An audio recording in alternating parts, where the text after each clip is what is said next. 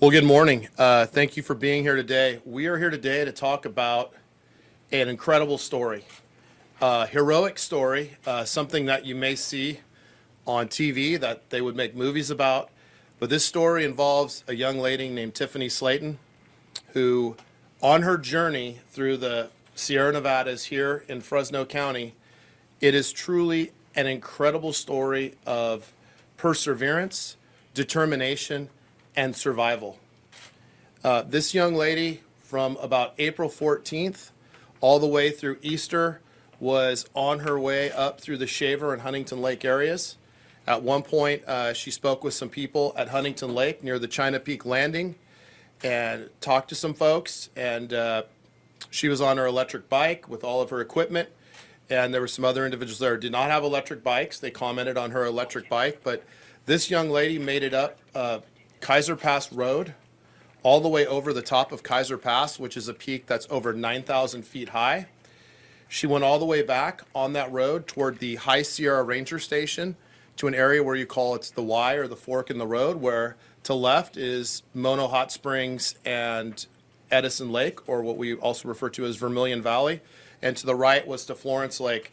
She traversed this area and following her GPS and some other things, and lost cell phone service. At one point, she took a very significant fall off the side of a mountain and had to actually give herself first aid and splint her leg due to this severe fall. And as we spoke to Tiffany about this just remarkable story, thinking of going over Kaiser Pass, and there is somewhere between 10 and 12 feet of snow. The road hadn't even been plowed yet at the time that she went over. It wasn't plowed until somewhere around Monday the 12th or Tuesday, May 13th.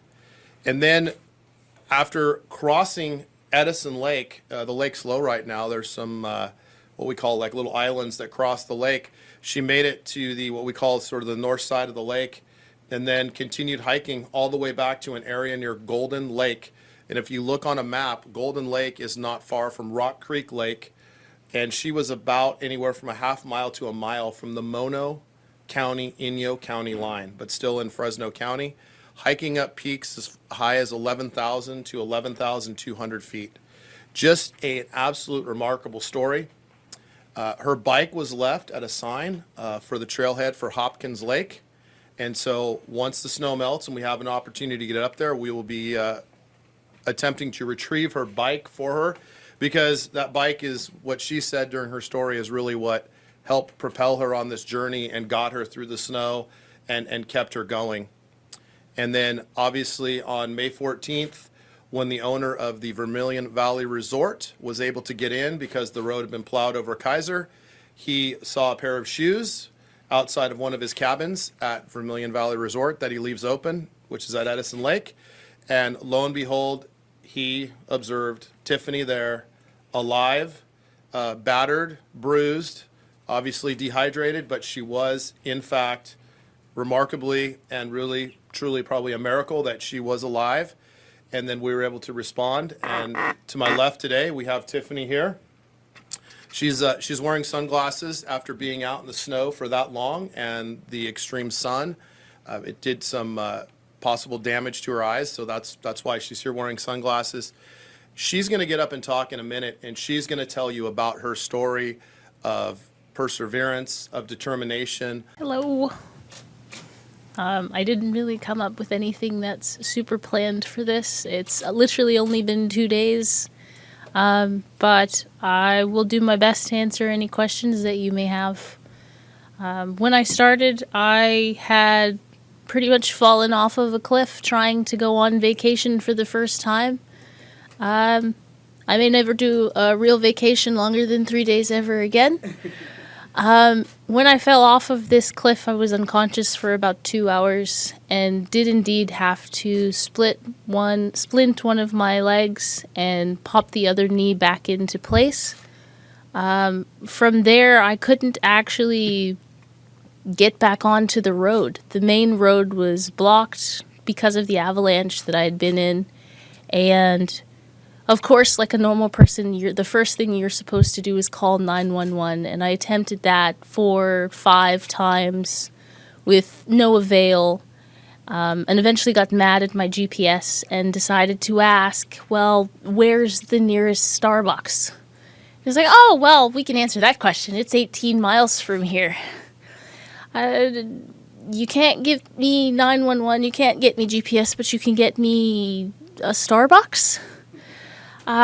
Yes, we can. It's also a shorter distance than trying to find the entrance. And in doing so, I ended up on this very long, arduous journey that I journaled to try and keep sane. And eventually managed to get to civilization. I haven't really gone through all of the details. I ran out of a lot of food after 5 days. But I will do my best to answer any questions that you may have. Well, what did you eat? I mean, you were in the elements for how long? The worst thing that you can do in an emergency situation is panic. I'm a traveling dialysis technician and an archery coach by trade. I didn't want to panic.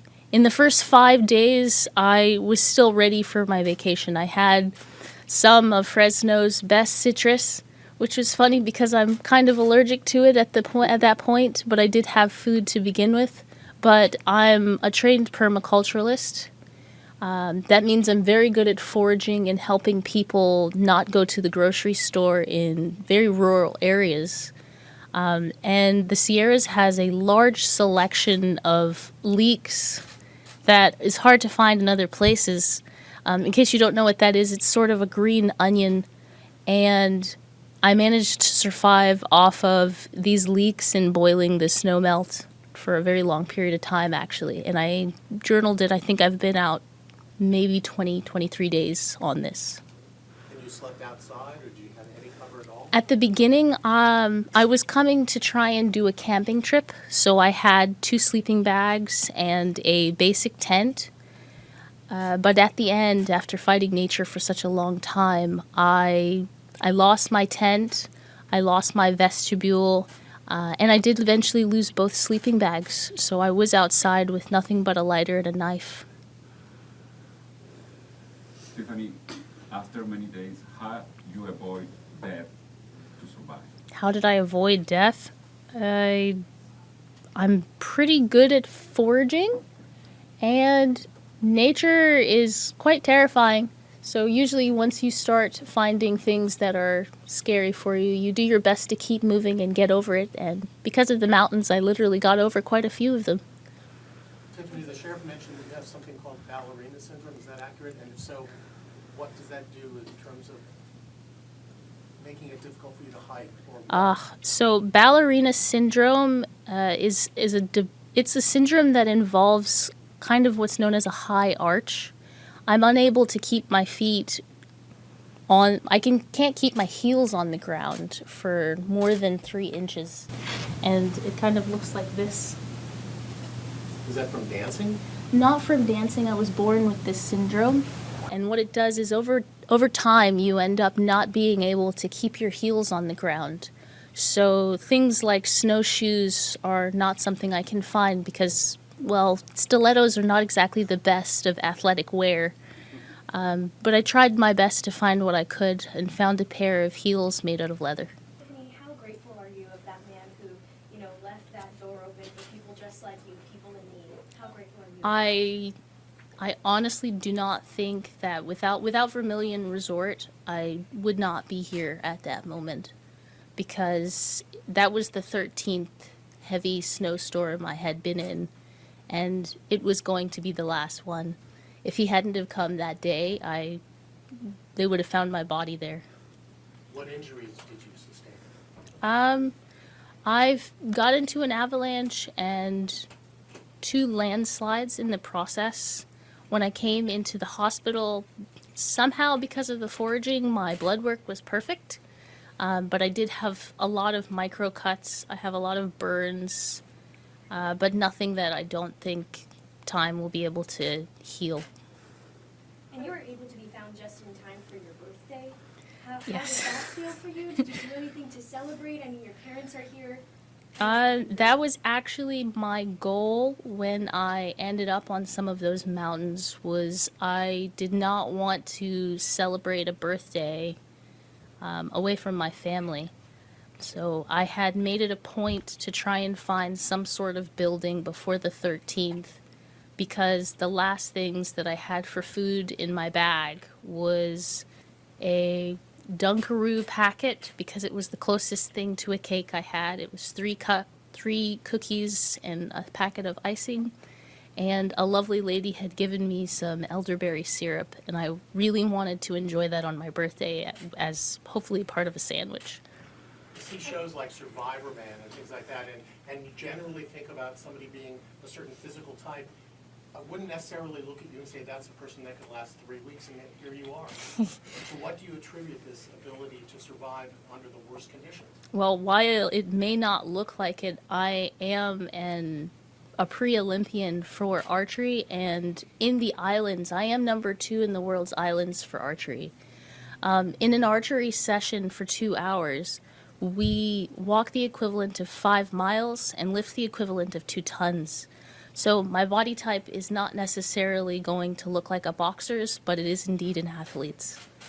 Did you see anything remarkable on your journey? Anything that stood out to you that you remember with animals and the encounters with animals? I did indeed see every type of animal, or come across every track for animals that could possibly be found in the Sierras, including a sort of mountain goat that I have not yet identified because I haven't had a chance to look at the prints. It's only been day 3. Do you remember what day it was that your mind shifted of, I need to survive and I need to keep going and not give up? Do you remember what day it was? Day 1, once you fall off of a cliff and your parents are in the back of your mind from different issues, I necessarily would have said that I would rather, I can't say rather die because I didn't. I would rather live than have to deal with my parents seeing that I failed in such a dumb way. Do you have siblings? I have 2 brothers, yes. What have your brothers said about your amazing ability? Both of my brothers are military, and that is not something that I wish to put on television. They are not the adventurous type. We'll put it like that. I don't believe that doing mountaineering is something in my brother's futures. Will you ever do this again? Will you go alone on an excursion like this again? If it was something that benefited my family, like a television show called Alone, I may attempt it in order to benefit my family's economy, yeah. Was it, so what day did you actually start foraging and get off the roads? Did you leave your bike with the intention of coming back to it, or were you leaving it there to come back, weeks or months later after you've gone? So foraging is kind of, it's almost like going through the grocery store. Eventually you start, boys check out chicks, foragers check out things that you could possibly eat in emergency situations. So at the beginning, I had already started trying to supplement the things that I knew I wanted to eat with things that I had found in the environment. One of my favorite things to do, because I am Bermudian American, is part of the British culture is a lot of tea. Manzanita and pine needles is one of the most delicious herbal tinctures that I could probably come across, and it was very relaxing. If it wasn't for the life or death situation, I probably would have really enjoyed that aspect. So you made a fire every night, you made tea every night? I did indeed make tea every day, partially because of my Britishness, but the other reason is when you're unable to collect a lot of carbs, the next best thing that you can do is to create a stockpile of micro minerals and vitamins so that you don't fall out. Did you have survival gear with you to make a fire and things like that? I had brought basic camping gear because this journey was only supposed to be a 3-day vacation. What went through your mind when you stumbled upon that cabin? I mean, what were you feeling at that moment? That was one of the heaviest snowstorms I had seen. I had actually gotten very lost at that point and didn't recognize that I was back at Edison Lake. I only saw white upon white in that storm. It was a little bit weird but when I first came across it, it was a pristine Christmas tree and a tiny house, and it had markers like Santa's sleigh. And I could not understand. I actually thought I was losing my mind at that point, that I had somehow managed to make it to the North Pole. So I was not necessarily sure what I had come across. But when the door opened and I saw the best sleeping bag I had ever seen in the world, I wasn't necessarily thinking, oh my goodness, I'm rescued. I thought, it's a dry bed. When you saw your parents for the first time when they arrived here in California, what did you do? What did you say? Tell me about that moment. At yesterday, on my birthday, which is when I got to see them, I was not necessarily at the point of rescue. Most people think that once you've managed to make it to civilization, that the journey is over. But recovery doesn't start happening until your body is fully capable of being able to digest. And at that point, I hadn't been able to digest anything. I could eat, I could drink, but nothing was leaving my body. And it's one of the number one killers for people, is actually just trying to not have problems in the bathroom. So I was very happy to see them, but I was intensely nervous because I hadn't made that transition yet. So how are you feeling now? How are you doing? I'm doing much better. My digestive system has started functioning very well. I'm hoping that I'll see progress very quickly. My parents have told me that a lot of people have helped me to collect some funds for recovery, and I'm really looking forward to the recovery process. Would your parents like to talk? Share? Would they live there? Yeah, come on, Virginia, You're looking at your daughter with such pride, and I understand that, and it's your only daughter, and she's apparently a better survivalist than your son. What do you want to say to people? Well, we're not going to say she's better. We'll say that we tried to prepare them for whatever the adventure of life will send their way. But your journey must have been horrible, waiting for that horrible phone call that you thought might happen. Did you think the call was going to come and it was going to be terrible news? We're more optimistic than that. We know our children. We know their capabilities to be able to survive. Our children, we've always been outdoor people. Let me rephrase that. My children and my wife are more outdoor people. I would be more comfortable sitting inside in air conditioning in a condo. However, we raised our kids to be outdoor camper type people. Tiffany got the love of foraging and gardening and plants and bonsaiing from her mother and I, because that's what we do on our farm. We have a micro farm in Georgia. So that's where it started. Now my boys, they enjoy, like most boys, they enjoy the military side of things. So they enjoy, tearing stuff up. And that's what that's who they are. Yeah. I can only imagine how you were feeling. Tell me a little bit about what was going through your mind and that feeling when you got the news that Tiffany's okay. Tiffany's fine? Oh my God. I mean, that's basically what I can say. I mean, we were at, of all places, Goodwill. Goodwill. Trying to get some clothes because we had heard it was really cold here, and where we are, it's really hot. So he comes and he gets on the phone. It's like, I heard Tiffany, and ran off. And I am just there crying, and I'm trying to figure out, did he just say that? And a woman walks past me, and I just say, can I hug you? And I hugged her, and I cried. It was the most joyous occasion I think any mother could have. I would think anybody that knew their daughter was missing in a mountain or wherever she was, you would love to have them back. And that, it broke my heart, but it was the most joyous thing that I could ever have experienced. What was it like to see your daughter when you arrived at Oh my God, I had so many ideas. Jumping her and holding her, you want to just do all those things. But because the moment was hers, and she was going through some things herself.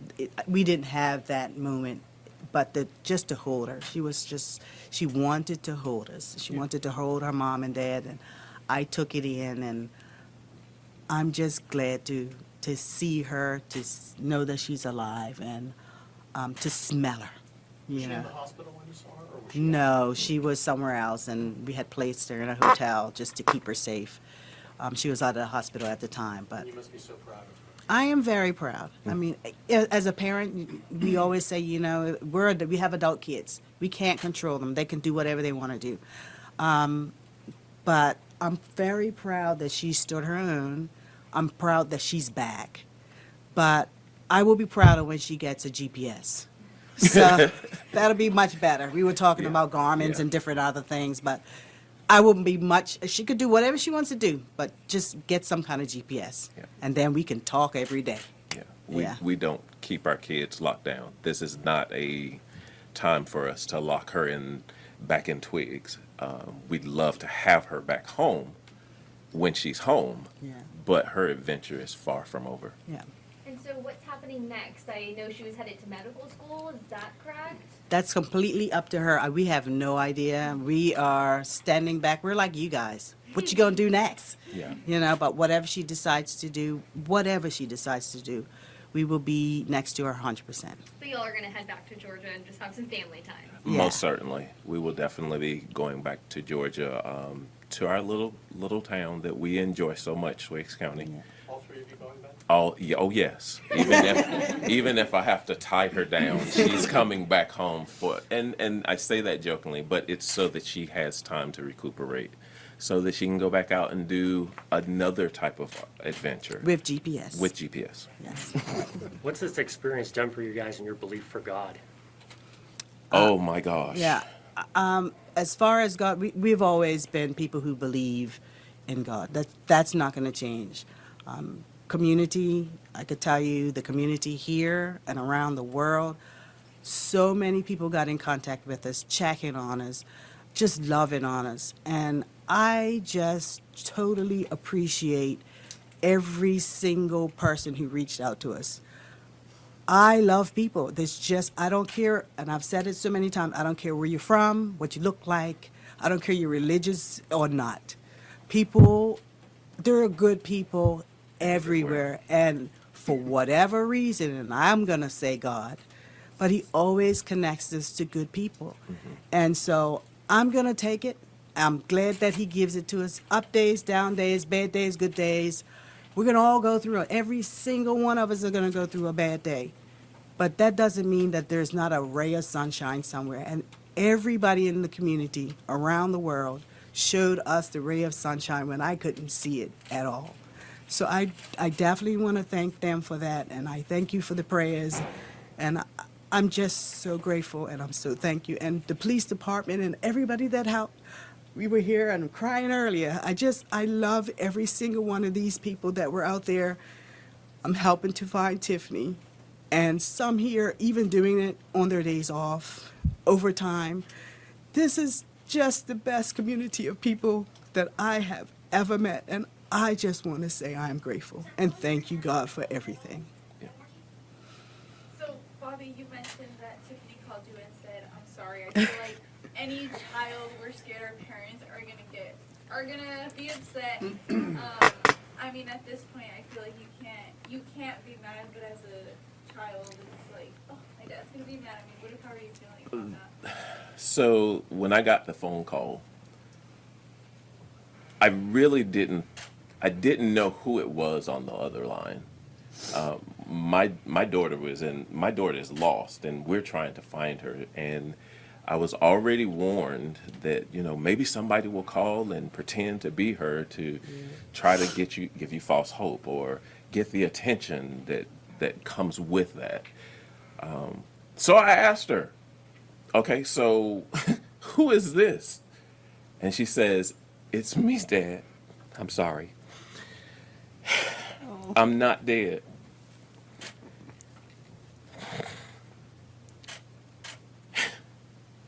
That was the best feeling. That was the best gift that I could have ever gotten. these kids that I have are my wife. They're the reason why I breathe, and the possibility and the thought that she might not come home. Yeah, that to hear her voice, was really tough, but it was the best toughness that I could have ever experienced. And yes, I guess a person could have been mad at that particular point, but you can't be mad at that. You can't be mad at that. And yes, I did go into the store and say, "Hey, I just spoke to Tiffany," and yes, I ran off because at that particular moment, I remembered that I need to call the sheriff department to let them know that I just spoke to my lost daughter. I actually have a question for you, Sheriff, if you don't mind. Y'all were on days searching for Tiffany. How close was she in, relations to where she was found to y'all search? Where does that kind of match up? Well, that's a good question because we had sightings from different individuals, and we'd obviously had some video from the China Peak Landing, which is at Huntington Lake. Not really that close. Kaiser Pass was impassable. We had gone up there with some of our off-highway vehicles with tracks on them and couldn't make it. We had Eagle One fly into the Edison Lake area, Vermilion Valley Resort, to check it out, but we were not really looking that was not an area that you would have anticipated or expected someone to be. And that is what really makes this story so remarkable. And as Ferdrina said, and their belief in God and the fact that it's a miracle, when she was getting a notification that the Starbucks off of the 395 highway in Inyo or Mono County was closer than even getting back to Huntington Lake, that just goes to show you how far out there she was. I mean, in this time of year with the snow and everything, it was just not an area that you would anticipate anyone to be. As far as we know, people are not really even hiking the Pacific Crest John Muir Trail in this area right now because of weather and because of snow.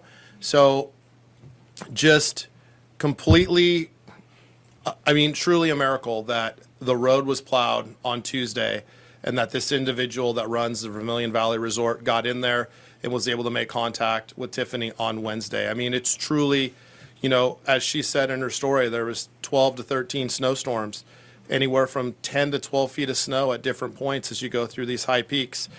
And for that to all come together on that day is just truly a miracle. This is, you have to believe that God had a hand in saving Tiffany and getting her home and getting her here with us today.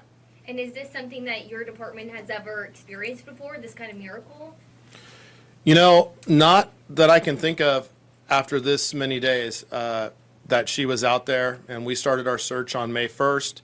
And then obviously on May 14th on Wednesday is when she was located at Vermilion Valley Resort. When you think about the weather and you think about the altitude, the elements and everything that she was in, and then obviously if you can look at this on a map and going back to the Hopkins Lake Trail and where we're going to go recover her bike from, where her bike was left. I mean, it's a very, very remote area. There's no real roads in the area. There might be a few little Forest Service or logging roads here and there.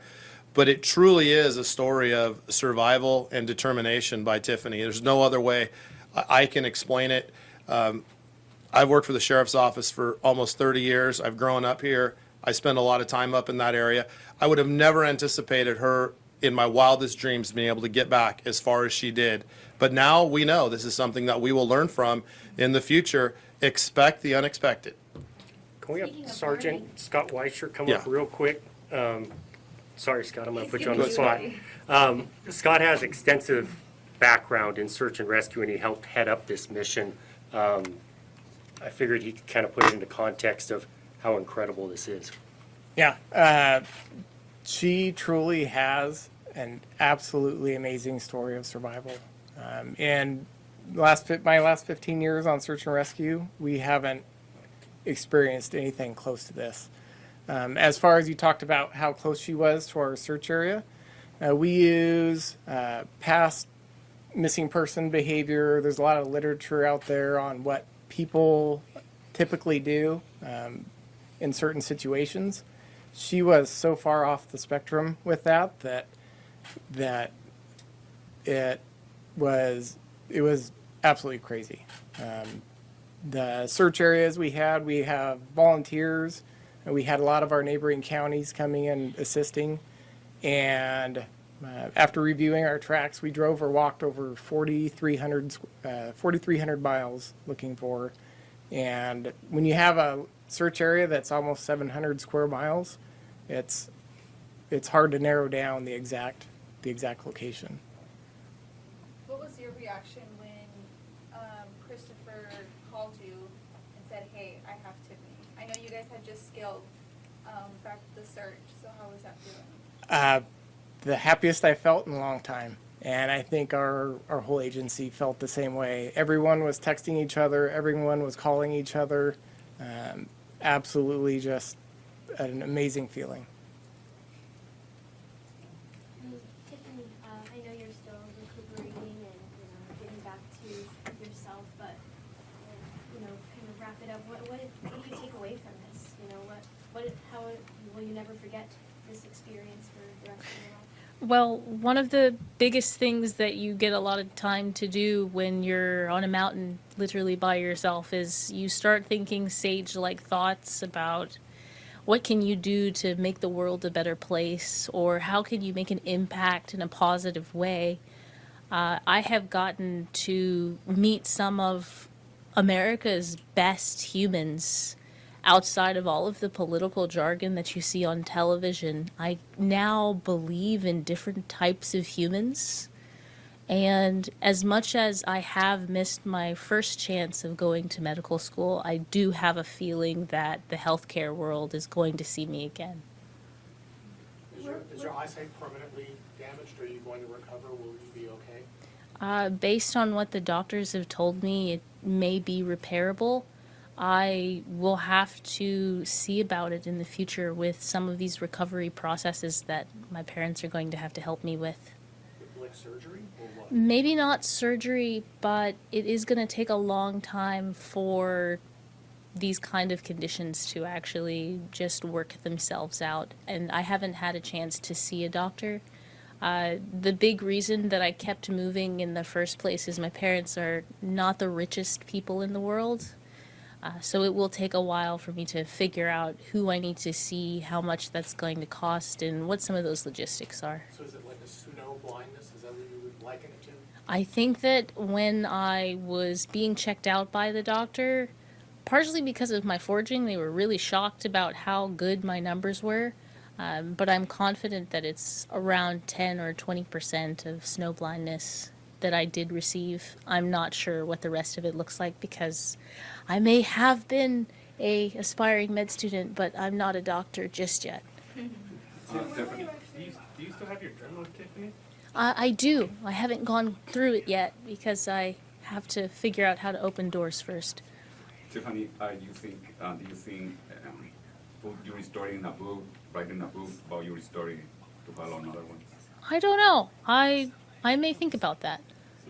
Christopher mentioned that the first thing you asked for was peanut butter and jelly sandwiches. Talk a little bit about that. I mean, I'm allergic to peanut butter, but I can only imagine you craving that. So when you're hiking in general, the first thing that all of the professionals tell you is that you want to make sure to keep a lot of carbs and a lot of proteins. There's a couple of different, I am a nutritionist, but there's a couple of different ways that you are able to power your body for a long period of time. The one thing that I was unable to purchase when I started was a loaf of bread. So the entire time that I was going, I kept trying to figure out what can I forage to make carbs. And at the end, all I wanted was a sandwich. Now that I've had leeks in water for such a long time, it's almost like I've never had food before. So when I got to Vermilion Resort and Raven and the guys gave me some of what they had brought, I had a peanut butter and jelly sandwich, and it was the best PB&J I've ever had. And you mentioned you wanted to go to Hot Springs. How was your experience? I know it's probably not what you pictured. I actually missed it. The avalanche happened before I got a chance to even see it, so I'm hoping that eventually I'll get a chance to come and see it. A, with a GPS, Yeah. and B, probably with a car, so that I don't have to have so many issues. Tiffany, real quick, the Royal Gazette messaged me out of Bermuda. They want to know, do you have a message to the people of Bermuda? I will be back for archery quite soon, and I do hope that you're looking forward to seeing me. Was Mono's Hot Springs where you had planned to go? Was that your initial destination? And also, what was on the 25th that you had kind of left the trail or started on the trail to get out there? There's a lot of different talk around the time frame that people think that they've seen me. I'm a high-level archery coach as well as an athlete, and the only day that I had to start for my vacation was actually the 20th on Easter. That was the day that I went up. I'm not the type of person to come back until I've at least tried to take a vacation, because I am a healthcare professional. I had just finished being, for lack of a better term, burned out from doing a few jobs, and I was adamant about at least trying a vacation once. I don't believe I'll do a long one ever again. And describe, you said are you on the archery team for Bermuda? Explain the situation. In order for you to be a member of Bermuda's archery team or the United States archery team, you have to participate for a certain time frame. Because of COVID and my parents that I love very much being so high risk during COVID, I stepped off of the field. They needed someone to buy groceries and to be able to take care of the household in places they couldn't go. I still am that person as the oldest child. I will be attempting to recontinue the circuit though soon, because if it wasn't for my skills in archery and the experience I had in Bermuda in order to compete, I don't think I would have been able to walk as many miles a day as I did. From the day you got rescued till today, to this very moment, have you had any time to just like sit there by yourself or just think to yourself, hey, I'm here, I made it, my parents are right there? I mean, just to reflect? Well, my first day was actually in the hospital.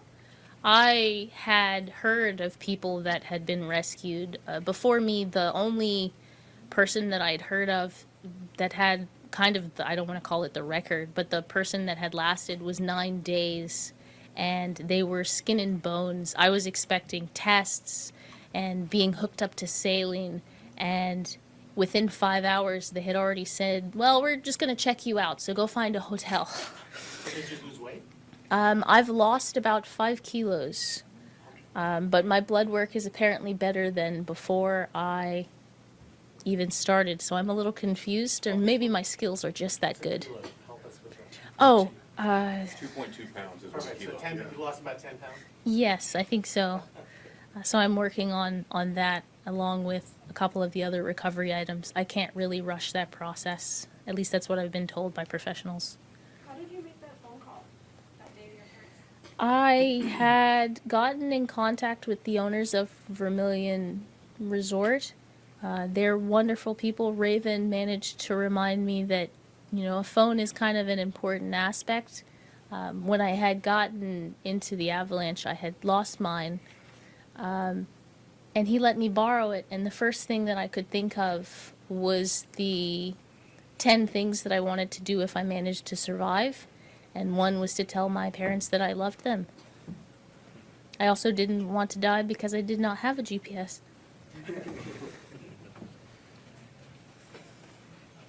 What was you say you witnessed so many different kind of animals. Talk to us a little bit about that. I mean, did you see a bear?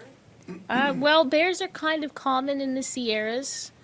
I did my best not to participate too often with the animals. Keeping moving in an emergency situation outside of when you're supposed to stay put is very important.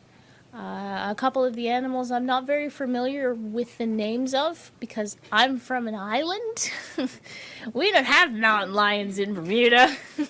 But I did come in contact with those, and after talking with Raven about some of the things that I had heard of, he's one of the owners for Vermilion Valley. I did come in contact with, I think it's a mountain goat of some sort. I thought it was a pack of wild dogs at first, but there's also no dogs in the Sierras, so those were coyotes. I don't really want to focus too much on a lot of it because most of the time for foraging, you're not supposed to hunt when you're on these trails. But when you do manage to find food, the animals are also in competition with you. And on many occasions, I fought nature and lost. So I'm not super excited to identify all of them just yet. Is this your first time in California, or have you been here before? Like I said before, I'm a high-level archery coach. I was given the wonderful opportunity to participate in the Warrior Games as a judge. So I have been here a few times. However, there are so many different types of terrains for California that I feel like every time I come, it's the first time I've been here. What made you want to come specifically here for this three-day vacation? I had actually started my journey a while ago attempting to bike the United States and have been was very successful because I only have 6 states left. The goal after Mono Hot Springs was to hit 4 corners and then the last 2. What was your reaction seeing all the media coverage trying to put your name out there and find a way for us to find you? This is actually the first time I have seen anything. I have not. It's been 3 days and in the wilderness with no phone, no tent, and no map. I didn't exactly have any opportunity to use Instagram, Facebook, or any of those. We've not told her. We've not allowed her to. Yeah, they've also not told me She has anything. no idea. She has none. So this coming in to see you guys, you guys look great. All right, maybe one more question, guys, and then we'll let them get back to their day. Okay. Anything else? We really appreciate you coming and talking to us. Thank you so much. Thank you. Yeah, thank you guys. And I would also like to say thank you for all of the people that helped to try and find me and for all of the hard work. I really do have a new faith in humanity, and hopefully I will be a wonderful healthcare professional and possibly MD in the future.